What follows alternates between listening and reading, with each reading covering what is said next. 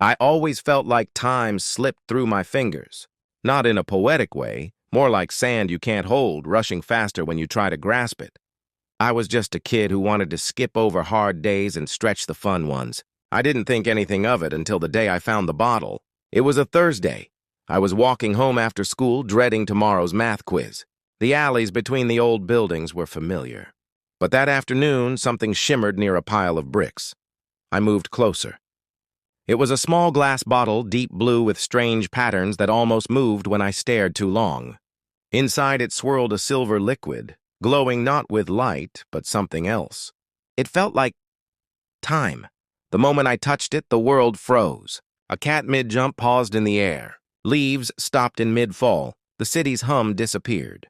Then slowly, everything moved again. Over the next few days, I tested it. Holding the bottle and focusing slowed time. Raindrops crawled on windows. Pencils hung in the air. I could also fast forward. Hours passed in minutes.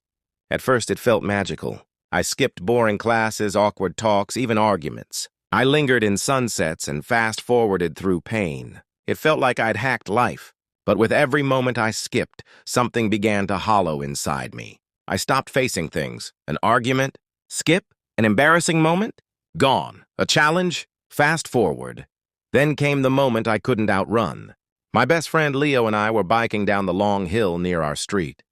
We'd done it 100 times. That day, he swerved to avoid a fallen branch and crashed. I saw the blood, heard the scream, and I panicked. I reached for the bottle. Time jumped forward. When I returned, Leo was in the hospital. A stranger had found him. I visited days later. He looked at me confused, then hurt. "You were there," he said. "You just left?" I had no answer. I hadn't left physically, but I'd disappeared when it mattered most.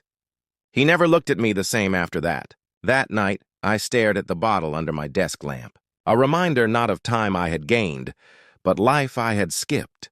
I thought of the moments I'd avoided. Tough talks, real feelings, pain that could have made me grow. The bottle had become a crutch. I had become a ghost. So I went back to the alley where I first found it. I dug a hole and buried the bottle. I whispered, "Enough. Enough running. Enough fast-forwarding. Enough skipping the parts that hurt." The next day, I sat in class and didn't use the bottle. I struggled. I felt embarrassment. But I felt present. And when I walked home, the light felt warmer, the breeze more real. For the first time, I was moving with time. Not ahead of it, not behind it. Looking back, I don't regret finding the bottle, but I'm grateful I let it go. It taught me what no shortcut ever could. Time isn't something to control, it's something to live. Even the hard moments help shape who we are.